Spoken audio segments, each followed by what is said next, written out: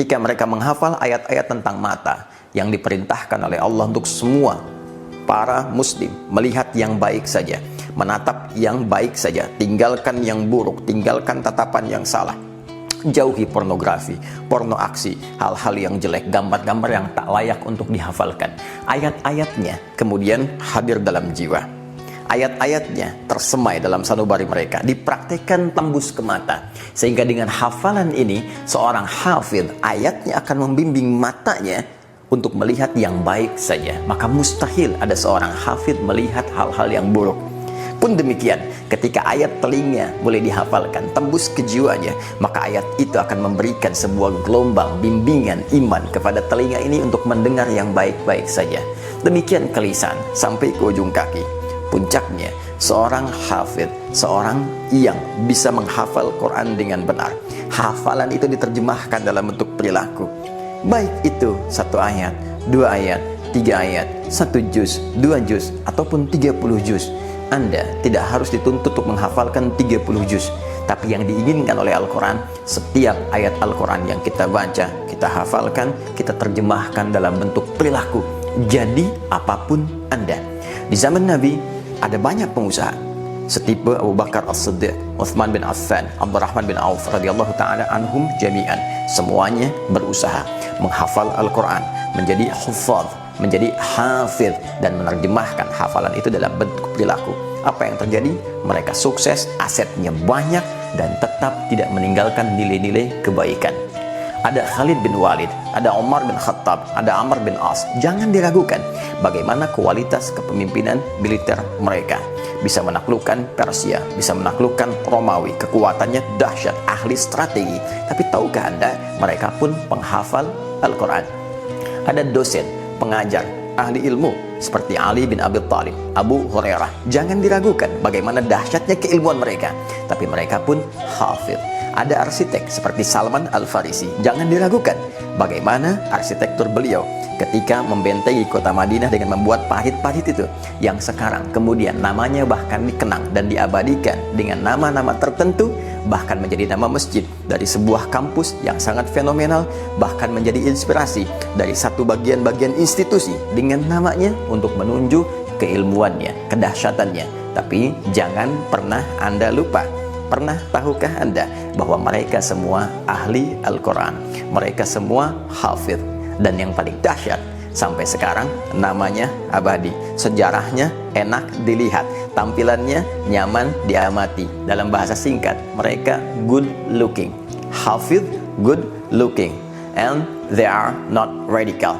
Mereka bukan golongan radikal, mereka bukan golongan ekstrem, dan mereka mampu bertransformasi menjadi pribadi hebat yang berkontribusi dalam membangun kehidupan di tempat yang mereka pijak. Jangan pernah lupa bahwa di antara mereka menyebar ke seantero bumi.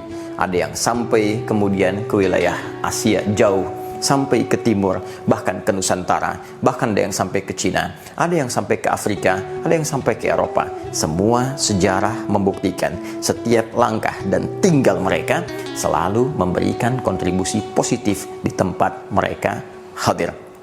Jangan lupakan Negara Kesatuan Republik Indonesia.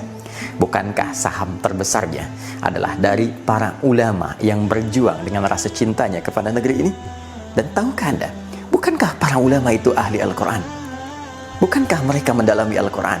Bukankah mereka mempraktikkan Al-Quran? Dan panggilan untuk mengorbankan nyawa, darah yang mengalir, kafan yang membalut jasad mereka di kemudian hari, sehingga dengan darah dan kafan itu menjadi merah putih. Tahukah Anda apa yang membuat mereka kemudian tergerak untuk melahirkan resolusi jihad, untuk membantu memerdekakan bangsa ini, dan cinta yang sangat dalam? Bukankah itu perintah Quran mereka? Bukankah itu perintah Quran mereka? Itu perintah Quran kami. Itu perintah Quran kami. Itu perintah Quran kami. Dan perintah Quran ketika sampai kepada jiwa, kita jaga, kita terjemahkan, itulah hafidh. Kapan kemudian keadaan boleh berubah?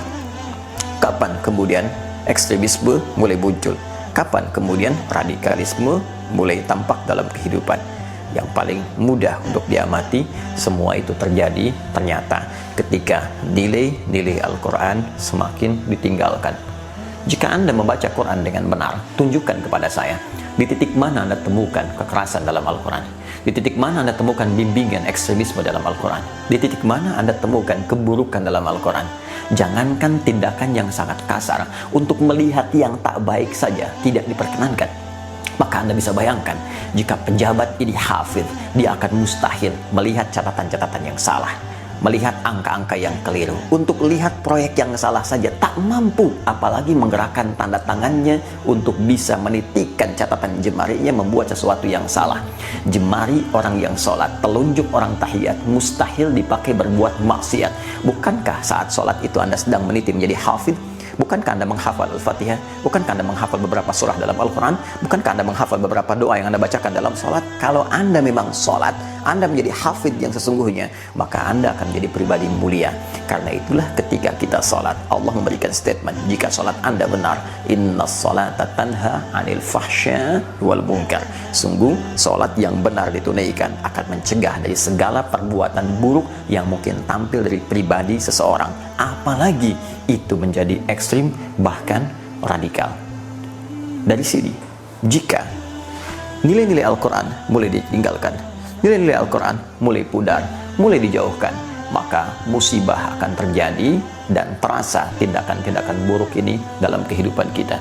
Seperti kegemilangan, nilai-nilai keislaman di Spanyol, di Baghdad, ya dimanapun, di tempat manapun Islam pernah berpijak. Sepanjang nilai-nilai akhlak yang diajarkan Al-Quran ditinggalkan, maka lawannya yang buruk-buruk pasti akan muncul.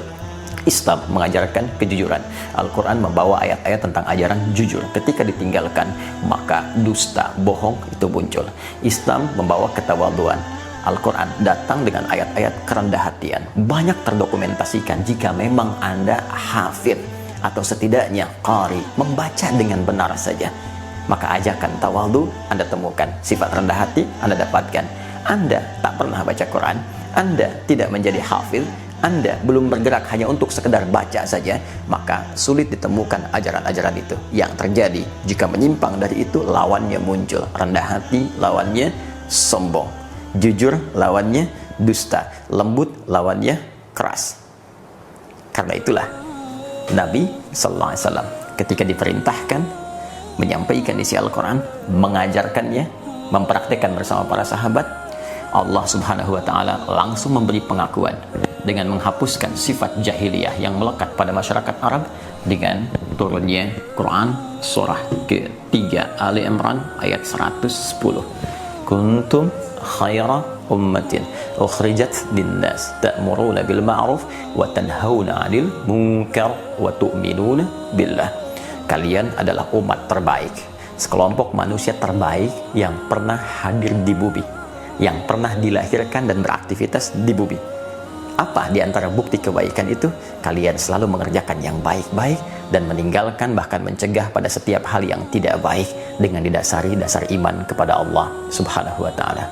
Iman kepada Allah lahir dari nilai-nilai keyakinan yang matang, nilai-nilai keagamaan yang kuat. Karena itu negara kita menyantumkan nilai-nilai keyakinan, keagamaan, bahkan menjamin itu semua di antara tujuannya agar melahirkan orang-orang baik dalam kehidupan.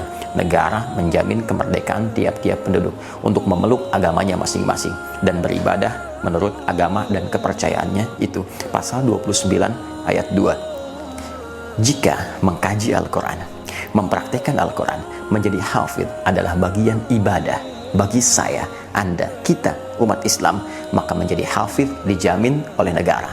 Menjadi ahli Quran dijamin oleh negara. Mempraktikkan Quran dijamin oleh negara. Dan dengan jaminan itu, berharap kita semua bisa mengamalkan isi Al-Quran dengan benar, sehingga tampil lebih elegan, good looking.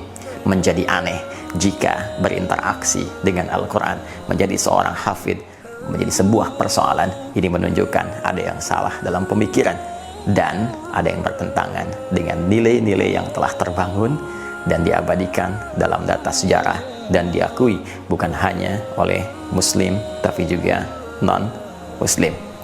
Karena itu, pernah tahukah Anda menjadi hafidh akan selalu identik dengan good looking dan selalu akan terbebas dari perbuatan radikal.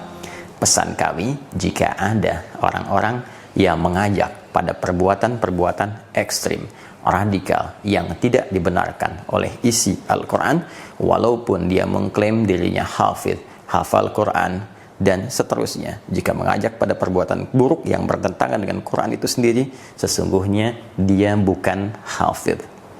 Sesungguhnya dia bukan ahli Quran. Karena hafidh yang sesungguhnya sudah pasti good looking, enak dipandang, enak dalam beraktivitas, good attitude, attitude-nya bagus, perilakunya mulia, dan jauh dari nilai-nilai kekerasan.